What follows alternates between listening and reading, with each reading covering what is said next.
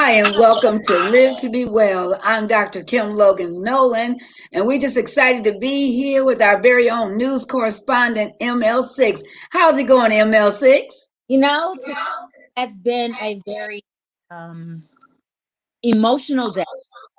We started the day not knowing what it will be. Then we got word that the verdict was in. And Mhm. that moment, time literally stood still. And they said 4:30 Central Time. So everyone's waiting and waiting and waiting. And it didn't happen until 5 o'clock. 5 o'clock, Mhm. they sat down and they read and all three charges, he had second degree manslaughter, he had second degree unintentional murder, and he had third degree murder. All three guilty. Guilty. We didn't necessarily have a trial saw in the video, but the fact remains that apparently America needed to see the trial to see Mhm. how Black people are treated. And Yes. that man, Derek Chauvin, looked in that camera and did not let up on for 9 minutes and some seconds. He didn't care. He didn't care. And that same look when he looked in the camera, shocked that him, a white man, is going to jail for the rest of his life was something that he thought he could get over by his defense team talking about George Floyd's drug addiction, George Floyd's heart condition. They even tried to blame it on the exhaust fumes. Not Yes. taken away from the fact of the matter that this man stood on his neck. He was already in and he stood on his neck. So today has been a great day. Mhm. Justice and more than anything, accountability. Because Yes. justice is justice would be George Floyd still being alive. He's not. Yes. So now it's Mhm. the matter that accountability. And it's not Derek Chauvin holding himself accountable. It's the judicial system holding him accountable. And Yes. but to think what's next. Even in the Yes. midst even in the midst of this victory, we still have so much to go. Did you know that just moments before the guilty verdict came down, a 15-year-old girl in Columbus, Ohio was shot? She got a call. They got a call that there was a stabbing situation. And before the cops got to her, I said she released the knife and they shot that baby girl dead multiple times. It's like we can't catch our breath in the midst of all Mhm. this Mhm. literally happening every single day. So I'm happy that we got the verdict. Again, I didn't need, a trial to tell me that. I know what I saw. And I know what my morals told me. And he killed that man. He's a murderer. Yeah. But I'm happy for his family. I'm happy for his Mhm. legal, for the sigh of relief. I said that if you cry today, it is definitely okay. Because Mhm. you have been holding on to tears this entire time that you Yes. and 2 weeks ago. If you felt away, if you sleep, if you still feel uneasy, those things are okay too. So that's how I'm doing today. Kind of taking it all in and Yes. process. Yes. And Yes. Yes. we have to bury. They have to literally bury Dante Wright. Third, not even a year after George Floyd was murdered, his family Yeah. has to bury him. And it's heartbreaking that a 20-year-old gets for having or hanging him over, and then they realize he has a warrant, and he doesn't even know the warrant because it was something from 2019 when it was a blunt, and they sent the warrant for him to come to the jailhouse to do everything he needed to do with the wrong address. The pandemic hit, they had all these fees, so he didn't even know all of this stuff was happening. So when they say to him, "You got a warrant," he's like, "Nah, no, I don't." And already scared of the police, he jumps in his car. And you're trying to tell me a 25-year vet, someone who trains people, pulls out a gun thinking it's a taser and shoots that boy, a father, and they have to bury him this coming Thursday. It happened not even minutes away from where George Floyd was killed. It's a Mhm. lot of hurt right now. It's a whole Yes. lot of hurt. And it's Yeah. unfortunate that mothers are burying their children. It's like you got to get life insurance early for your babies because they killing them as young as 12. Yes. It's not Yes. right. It's not No. right. You'll be worried about your child going to the corner store, riding his bike. Did you see Yes, Adam. this Yes. situation? Yes.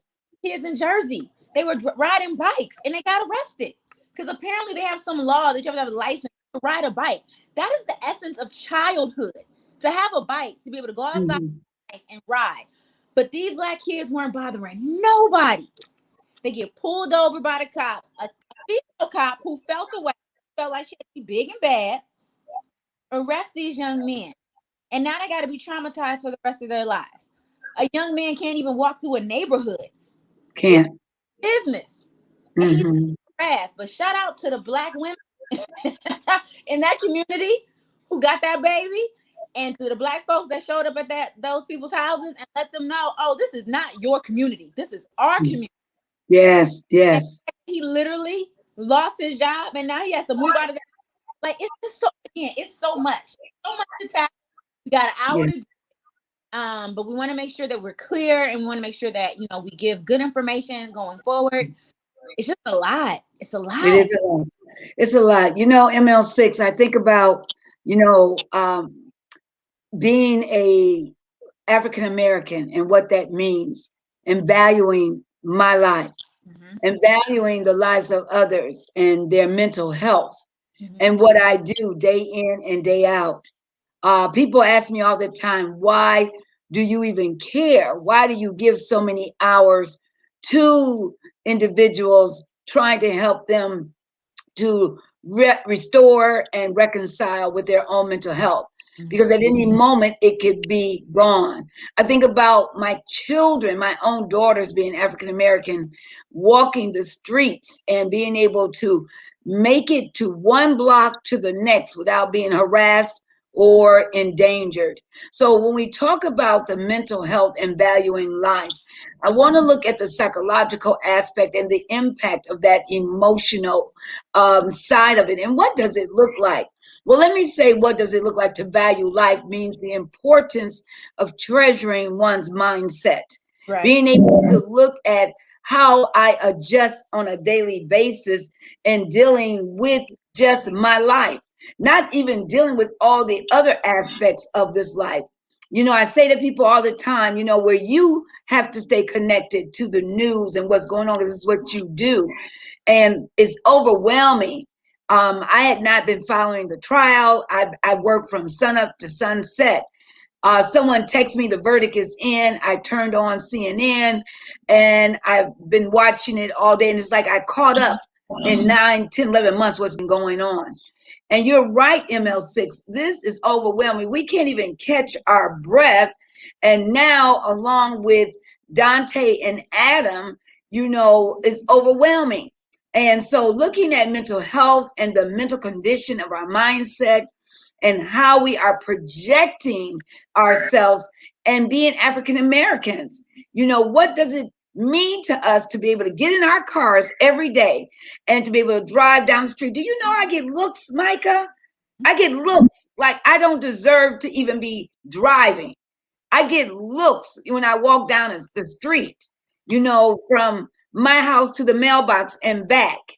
And it's something I didn't have to worry about that years ago, but now we have to worry about that. Well, So even with that, no, you had to worry about it years ago. It just was hidden. Now, you heard what Will Smith said. Will Smith said that this has been here. He said racism is not getting worse. It just hasn't been filmed. right, That's what Will Smith said today. right. And so, do our lives matter? Yes, our lives matter. And it matters to me and the value of my life. Go ahead, ML6.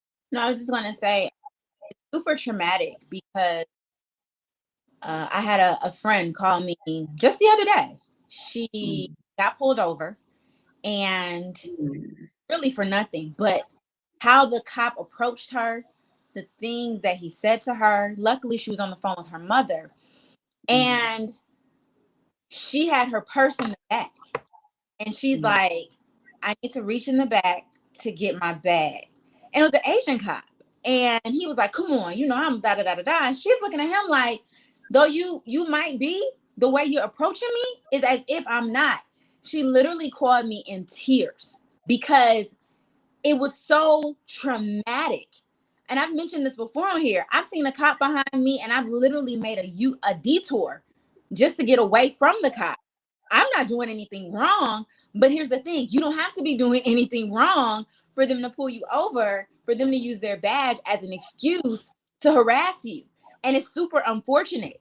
Again, with Dante, you know what I'm saying? He's driving, he's car wash, heading home, this and the third with his girl. They pull him over for an air freshener.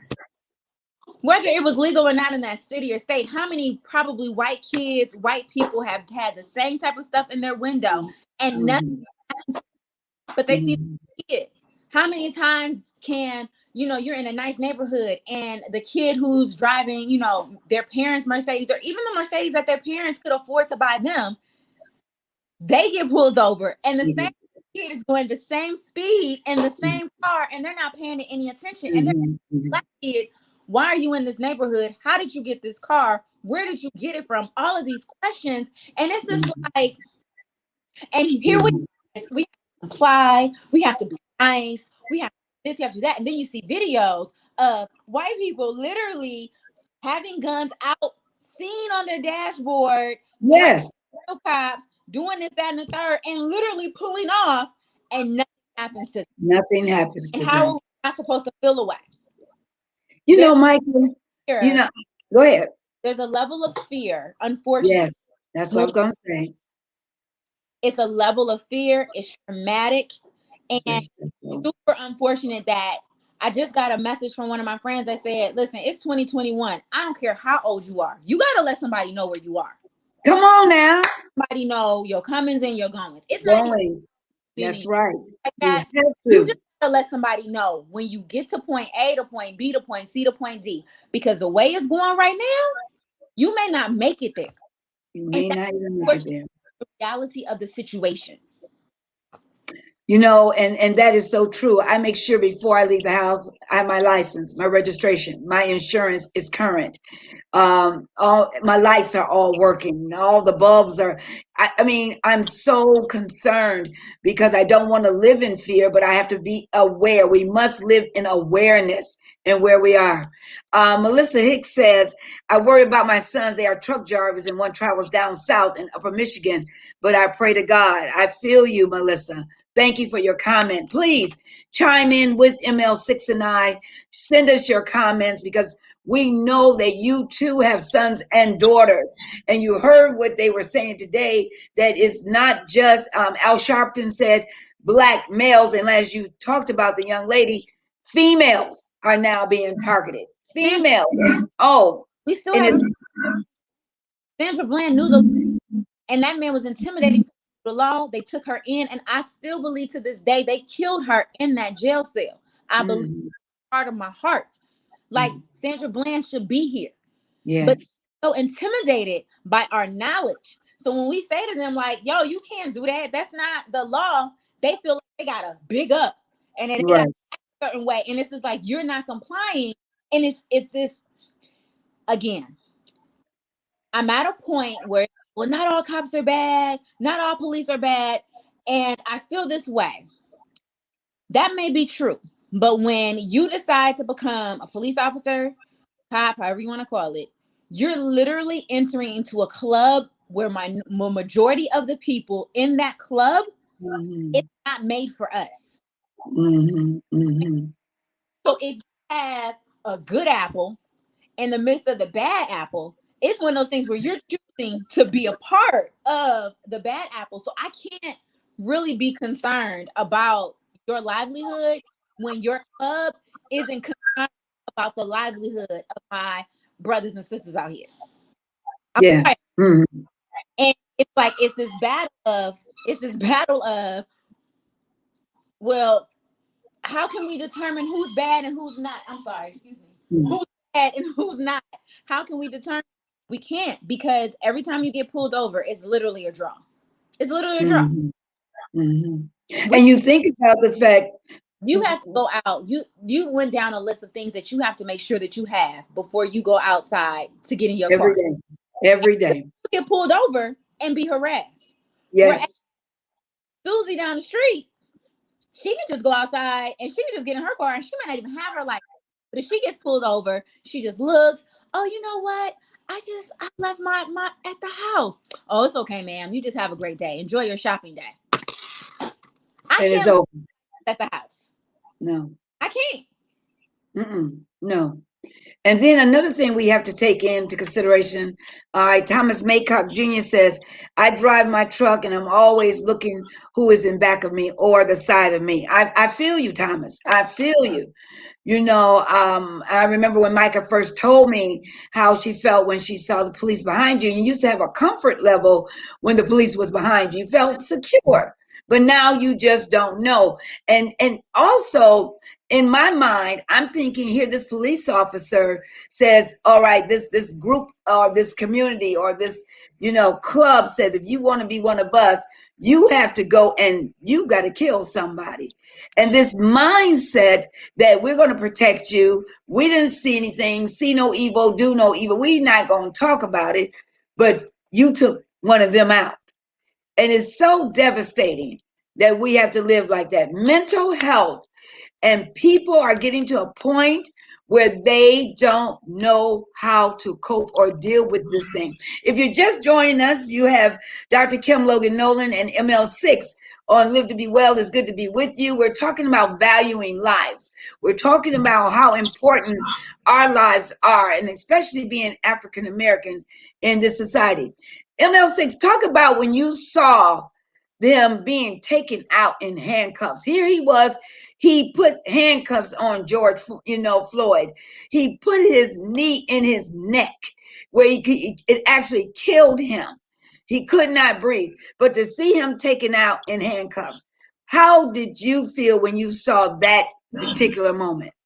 Again, it was one of those things like, I posted it on my social media, how it started, how it ended. It started, yes, with him with his knee on George Floyd's neck. It's ending with him being put in handcuffs, taken to jail. Like, he's been out on bond since it happened. And they didn't even give him that today. He literally had to go from that suit that he had on to the orange suit in the jail. And it was rewarding. I'm not going to sit here and lie and say I felt bad for him. No, it was extremely rewarding. He was legitimately in shock that the verdict was guilty for all three. He was in shock. Like, how is it? Like, how is this possible? I thought that was hilarious, but it was to show like this man's ego. But we saw it that day. We saw it was the audacity for me. He looked in that camera, kept his knee on that man's neck, didn't care who was around. His boys was looking out for him on the left and on the right. And it was like, I'm going to do what I do. I don't care. Because he thought, there's no way trouble for this. And I want to give a big shout out and salute Darnella Frazier. Darnella Frazier is the woman who filmed the situation that happened, the killing of George Floyd. She took the main video of him. That was the video that was used in the trial. And I truly believe that video was not taken today, would not have happened. And it's unfortunate that Black folks, people of color, gotta have video of what they call a lynching in order for it to even be real. Yes. And here's the thing. We've seen it time and time again when we've had footage. We've had everything. And it's not guilty. So for today and it be guilty, it was like some people were like, but it was like, oh wait, it happened? For real? And yes. For me, I felt like, like it was supposed to happen, but did they give us this so they can excuse all the other stuff? All the rest? Right. Back?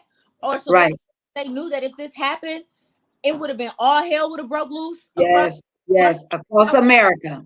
Like, did they do that, or did they really do it because the obvious was it was wrong? It was wrong. It was wrong. That I even have to think of those other things, but that's the climate in which we're in. At the end of the day, we still got to go through another situation with Dante Wright. Yes, we do. Yes, we do. That's going to be a whole nother situation of how that's handled. We still got to handle the baby Adam in Chicago. 13 years of age, a baby, life just beginning. Turned around, his hands were up. Up. They were up, ML6. They were up. He dropped that. That cop They were up. That kid. And I'm still trying to figure out, you have to shoot to keep, like, y'all not trying to shoot in the leg, the hip, the arm to just stop him. No, but here's the thing. They're not shooting us to harm us. They're shooting us to kill us. Kill. They are shooting to kill. Kill us. It is not that they don't know how to not do it, because we've seen them do it with their counterparts. We've seen them do it. Right. We've seen them walk them and tackle them and, you know, take them in without harming them and this, that, and the third. We've seen it happen. They don't want to do it with us. They're intimidated by us. Look at those babies. Look at those babies. Like, babies. They're children. They're kids. I think about Tamir Rice, who was 12. He had a baby. 12 years of age. Let off. I mean, like, and you got to think about all the other situations where we had video, we had this, and like the cops were let off. They were still let off, found not guilty. If people are surprised today, I get it. If it's hard for people to understand or to be completely happy about today, I get it. I get the people who are ecstatic about today. Every feeling that anybody has, I'm not shaming anybody because we've been through so much. You got to think about it. Let's go back to Emmett Till. Come on, I was going to bring up Emmett Till. Go ahead. Emmett Till was beat to death. Yes. Allegedly. Looking. And the thing that makes me so mad about Emmett Till is because that lady came back a couple of years ago and said that she lied. She lied about it. She lied. He got beat to death. And his mom said that glass casket for everybody to see what happened to him. And did that change anything? Not too much. Not too much. Thing. But he got beat. Camera. All got left. So for today to happen again, some people have been like, man, I don't know. Like, I don't know. A lot of people, you know, when they came back and said the verdict was quick, it wasn't jury, anything like that, they already knew what it was. Again, it could have gone either way. I'm happy. But our history shows that it's a repetitive behavior. The system wasn't made for us. The Constitution wasn't made for Black people. Dude, the national anthem isn't for Black people. Like, let's be all the way 100. And it's crazy to me how the white people walk around here like this is their land. This ain't their land. It's not. It's like, do y'all know your history? This is not your land. But they have been given this privilege, and privilege is in just about everything. Let's talk about that privilege. Let's talk about that privilege. Leading into systemic racism.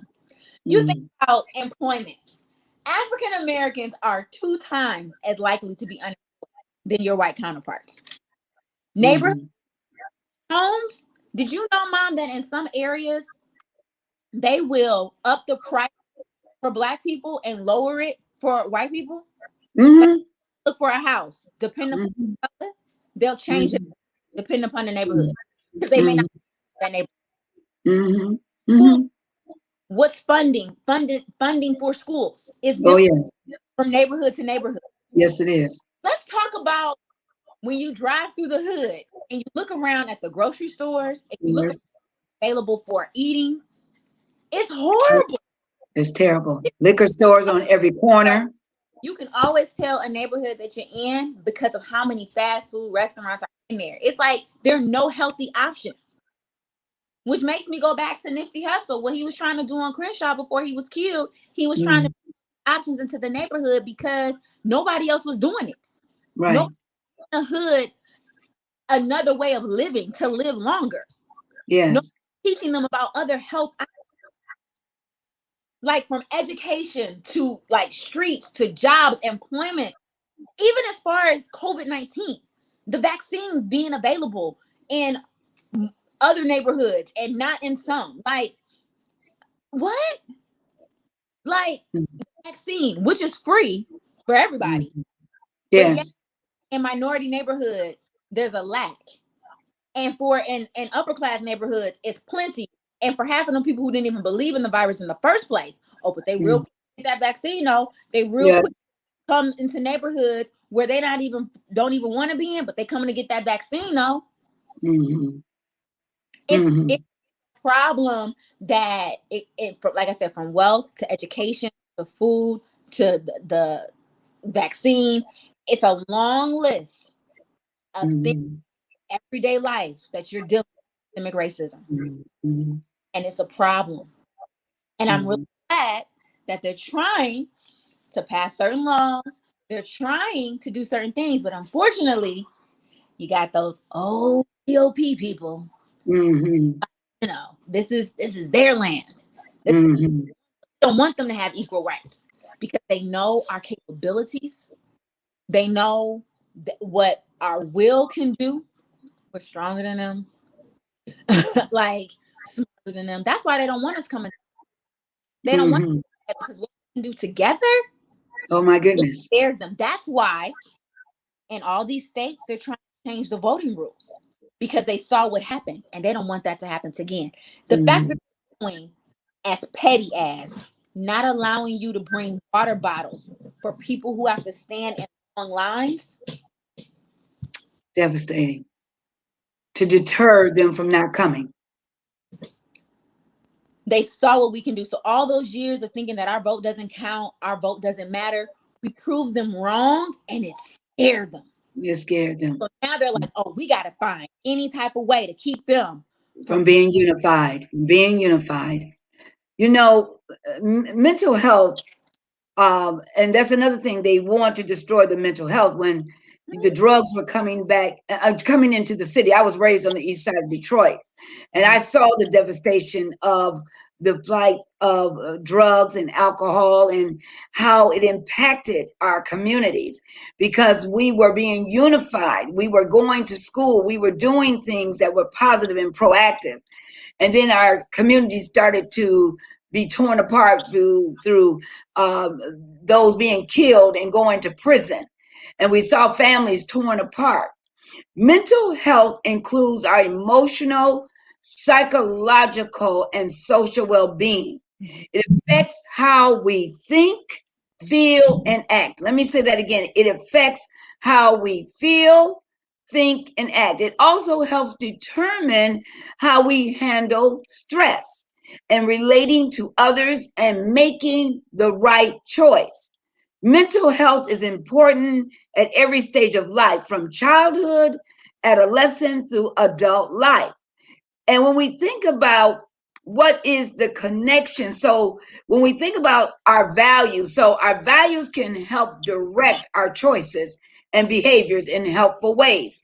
They help us figure out what to do. Values in life, goals play yet another important role in your mental health.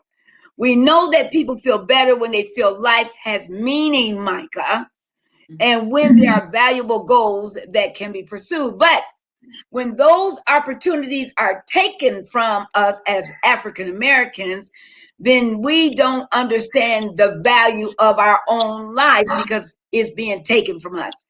And we want here on Live to Be Well to reiterate that there is a sense of pride, a sense of hope, a dignity.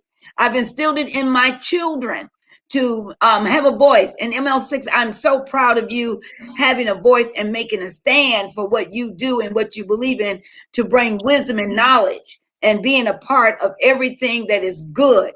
But value and life goals is not enough. We have to have a strong voice, ML6. That voice must be heard and it cannot be hushed. We cannot suffer in silence, ML6. We can no longer do it.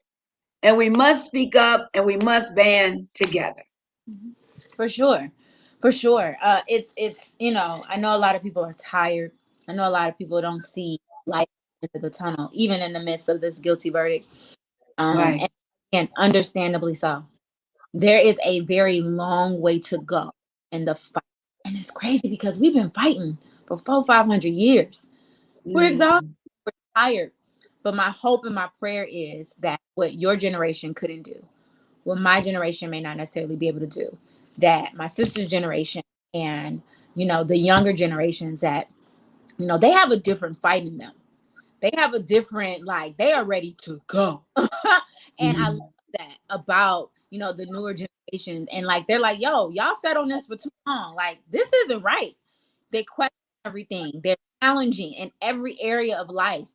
And I love it. And because mental health is such a serious matter, and because it's been ignored for so long, which is why I tell my listening audience all the time, sometimes you have to like disconnect because it's so much and it can affect you. Right. I find myself at night just crying, heart, just, when you're an empath and you feel everything for everybody, it weighs on you. So for me personally, and I know for other people that are out there that are very empathetic of other things, I'm very cautious and careful about the energy that I allow into my space. I have been for a very, very, I think probably all my life, just very, very cautious. I'm observant of people, and I have to take breaks. I took a break last week from watching the news. I took 20 hours to just not, because my mental health and just how I needed to bring it down. Shout out to my friends who sometimes if they can't handle it, we very open, like, yo, I can't do it today. So, shout out to the funny memes. Sometimes you need the funny memes, you need the jokes, like you need all of that to break, not need the heaviness that we literally get every single day. It's heartbreaking. And while It the is hard. White House or wherever they are doing what they do, we have the George Floyd Justice Policing Act. And if that passes, that's really going to hold these cops accountable for their actions. I'm just at a point personally,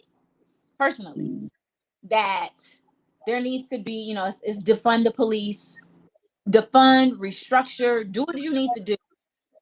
But this whole pulling over for stupid stuff, I think it needs to stop. They need to come up with a plan. They got to put more cameras, catch it, click it, mail it. Like, at this point, something needs to be done. A lot of these officers don't need to be out here with guns. And here's the thing: I know that they do not. I know that there are real deal criminals out here, but I legit should not be scared to drive. I shouldn't be scared to get in my car and leave my house for fear of something. I should not be scared to go to the grocery store, to go to the mall, to go to the mailbox, to go to the should not be. I should not. The guns are trash. And while these folks are so worried about whether or not they can go and kill their deer and whatever they do out there behind the trees, people are dying. I just don't understand. Why is it somebody can walk into a gun store and get an AR-15? That doesn't ring an alarm for you? Like, that should be an alarming thing. It should definitely have stricter background checks. Like the mental health thing, every time something happens, granted, 9 out of 10, it's somebody that has had a mental health issue. Surely there were some signs that somebody missed along the way. Why weren't they taken seriously? Right. The situation that happened in Indiana, they got calls about that young man. They ignored it. Yes, they did. They did. So it's like, on one hand, you're like, well, it's not about the people, but you're not minding people who are getting the guns. You're not doing the background checks to make sure they have the mental capacity to even have these things in their possession. The process of all of this is wrong. The process of civilians having random guns, the process of these cops misusing their power because they weren't in school, so now they feel like they have a badge and they can be big and bad, do whatever and say whatever and harass because they were bullied in school. I don't have time for that. Mothers are seriously out here burying their children. Wives are out here losing husbands and fiancés. Yes. Like, this ain't it. And listen, my man said it. My man said it on CNN the other day. He said the only reason why white folks not making a big deal about cops killing black people is because they're not killing their kids. As soon as white kids start getting killed, then it's going to be a problem. Until then, it's not going to be a problem. And he hated to say it, and Oh, he hated to say But it. it He was got true. that backlash for that. But that's the truth. If it was It they is the kids truth. the other day, oh, it'd be a problem. It'd be a Mm-hmm. whole problem. They was running up in their neighborhoods, pulling their kids over, and they night Mm-hmm. on their bikes, minding their business, harassing them on the street. They was It'd be stopping a their whole kids different story. from making. Mm-hmm. Oh, it'd be a You know, problem. But because it's us, and they're before the time is passing. yeah, Huh? they're trying to take us out left and right. So it's like, oh, it's fine. Almost definitely. It's just another one of them that's dead. Oh, it's It's, fine. It's fine. it's fine.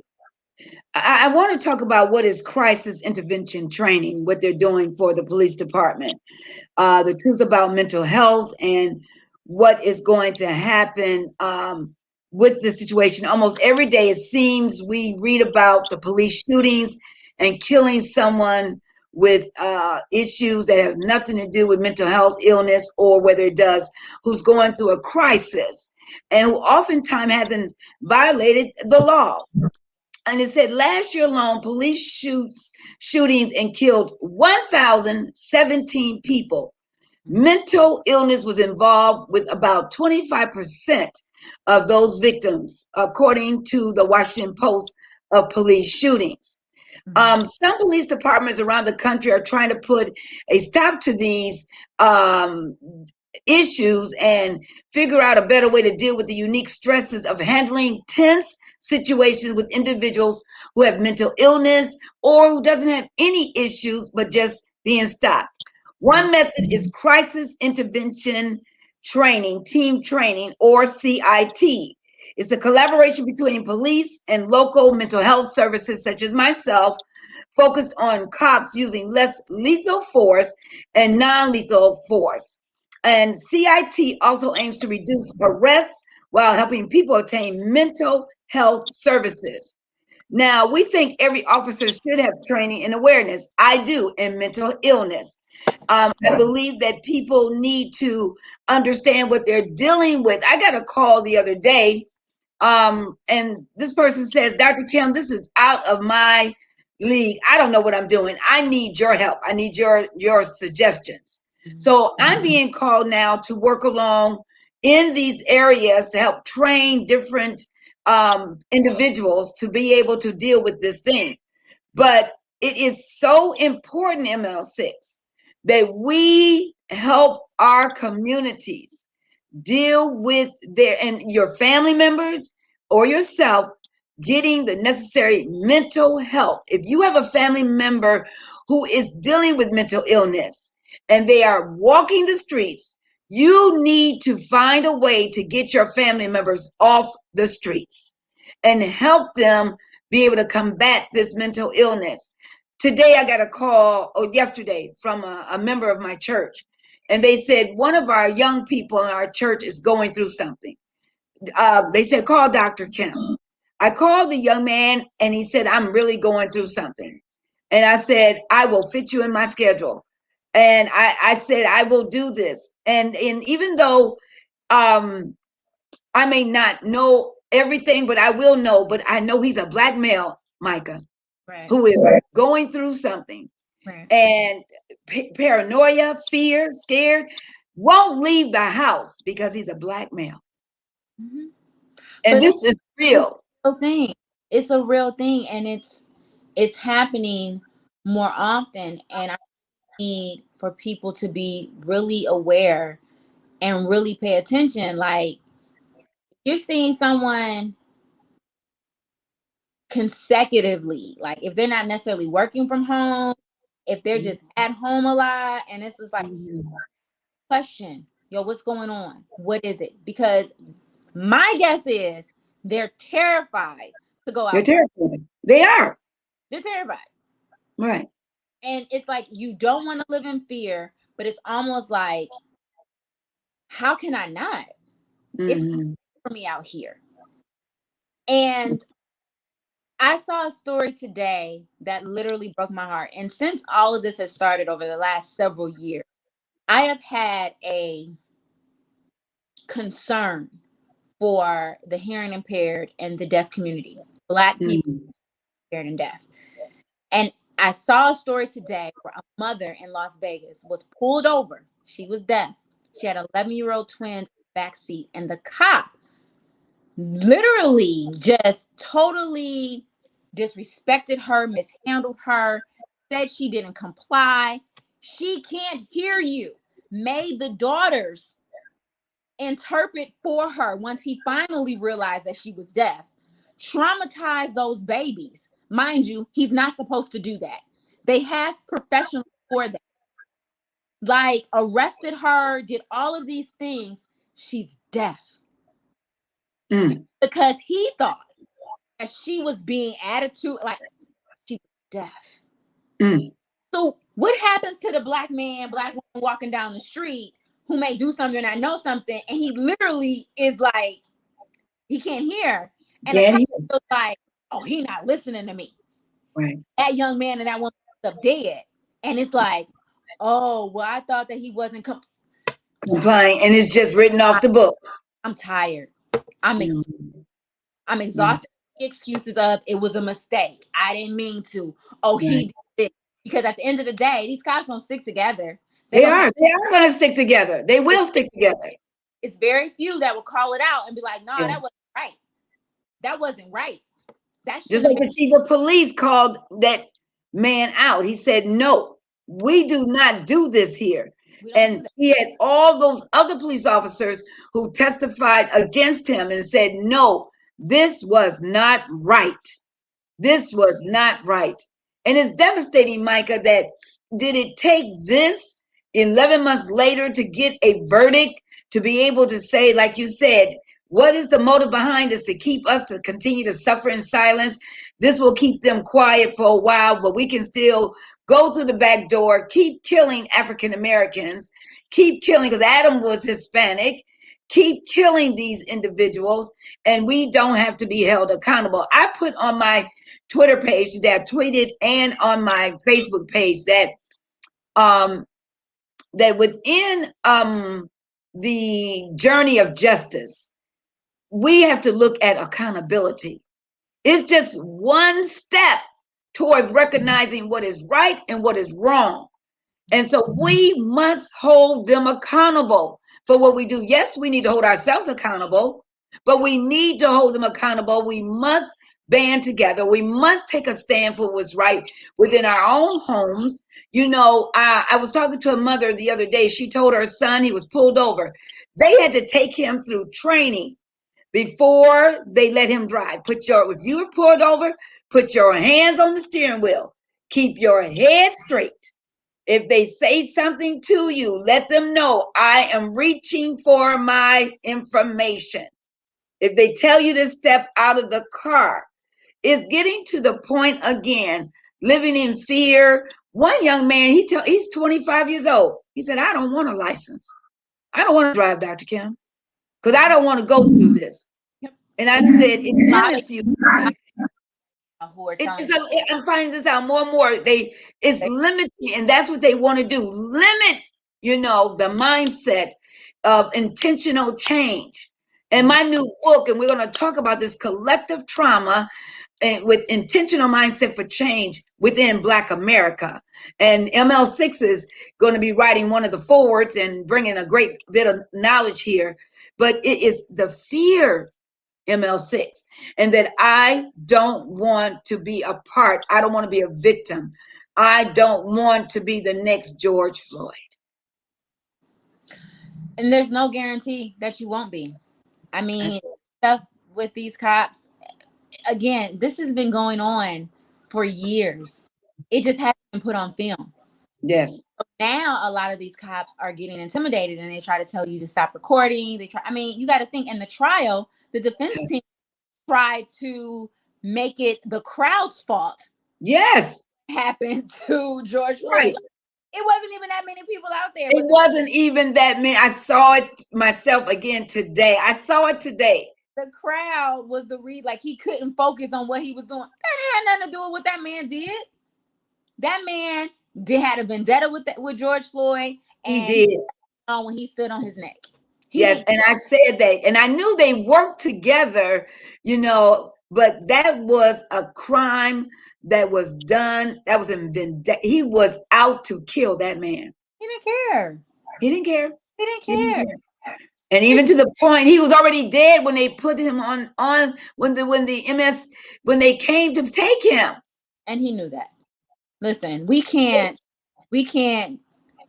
sell water bottles. We can't, sell cigarettes outside of the store. We can't be sleeping in our own beds. We can't be in our own apartments. We can't ride a bike. We can't drive a new car. We can't, play with a BB gun. We can't be playing in our driveways. And it's so many. We can't go to the store and get a bag of Skittles. Like, I'm tired. Limited. And they really are trying to limit us, and they're doing it in such a harsh way. And I'm really, I need you all to hear me, people, in your communities. Make sure all the small areas of voting, all of those things matter. They all matter. Every time you have the opportunity to vote in something in your community, please do it, because I cannot stress enough. Yes. The small affects the large. Yes, it does. Yes, it does. Small, Say it again. large will really mess you up. So if there's ever an opportunity in your community to vote, please do that. I time and time again. 2022 election and 2024 are going to be very telling. The GOP, they're scum. They're scared of Donald Trump. Did you know that they gave that man an award this past weekend? Did you see that, Micha? Did you see that? I said, oh, they're so scared of him. They think that if he gets back in, they want to make sure that the fact that they're ignoring January 6th and acting as if it wasn't a whole insurrection, and they're acting as if it was no big deal. They're acting as if they themselves were not running for their lives scared. The fact they're acting as if those people didn't do anything, that they're not thugs, that they're not rioters, and all of these different things, they're really trying to ignore it and brush it under the rug because they're so fearful of whatever Donald Trump is planning for 2022 and 2024 that they're trying to keep their positions. And I'm telling you, it is going to be a disservice to the American people what the GOP is planning. Yes. Do you know that just yesterday, House, and this is just crazy, House Minority Leader Kevin McCarthy really tried to censor Auntie Maxine Waters because she said during a protest this past weekend, like, listen, if they don't do right by this trial, we got to stay in the streets. We got to hold them accountable. They tried to say that she was insinuating and igniting riots. Let me tell you something. Maxine Waters has been there and done that through all of this. If she's not tired, like, I don't know who else is. I know that's right. What you're not about to do is come. You are not about. She is reclaiming all time. All of you all are not about to come for her. GOP is so scared. They're scared right now. And again, just like they trying to silence us as a people, they trying to silence those that are in high positions. But they're gonna do it, and it's not gonna work. And Friday, play with us if you want to. Waters, if you want to. It's not a threat. It's not a threat. Come on. It's a promise. It's a promise. If that verdict would not have been what it was today, can you imagine what today would right now would be like right now? Can you imagine boarding up stuff in LA? They were boarding up things across the country in anticipation, not knowing what could happen. That's because right. Even businesses are traumatized because these people are, and it's not that they're not with us. They get that we're in the right. They're trying to figure out, why can't these people see that this stuff is wrong and what they're doing? So it's one of those things. Again, we have to keep pressing forward. You have to pay attention to your voting laws in your state. You have to pay attention to the laws in your community. Like, you have to pay attention to what's out here because they are really trying to pull the okie doke over on the Black community because they're scared of us. They are scared of what we can do. And if that show you to band together in power with our brains to do what we need to do to get them to wake up and pay attention, you're not going to stop me from voting. You don't want water bottles? That's fine. I'll come ready. I'll have a jug. Don't worry about me. Mhm. I have a jug for me and a jug for my sister behind me. Come on now. Come on. Say it. Like, Say it. don't play with me. Yeah. Tired. The Just tired. GOP, and with there have been literally 50, I think 51 at this point, 51 mass shootings since March 16th. 51. That's literally like one per state. Mm. But Black people are the problem. But Black people are the problem, Black and they're the ones who are problem. being the victims. And here's the thing. You can always tell when someone of the Caucasian persuasion does one of these mass shootings, or someone Black. Someone Black does it, or minority, they're real quick to throw that picture up on the news. But if a Oh, white really? wait, they wait, they wait, they wait, they wait, they wait, they wait. Then they They throw it up, do. and then they try to humanize that person. If Mm-hmm. a person of color does anything, they dehumanize them. Pay Oh, attention. yeah. Pay Pay attention. attention. That's a good point, ML6. Very good point. And we need to pay attention to the subliminal messages that they are sending.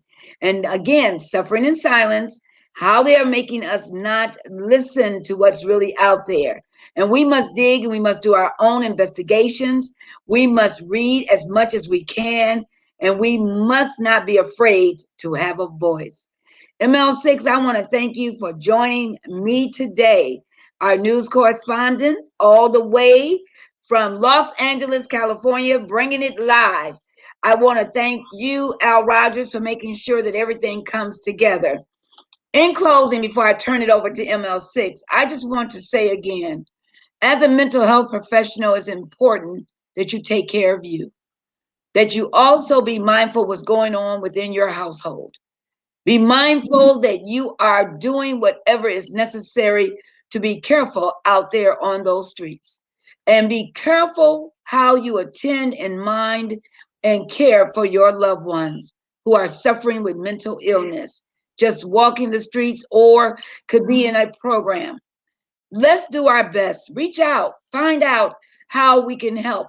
Call your state representative, your congresswoman, call the White House if you have to, but don't sit back and do nothing because when you do nothing, you get nothing.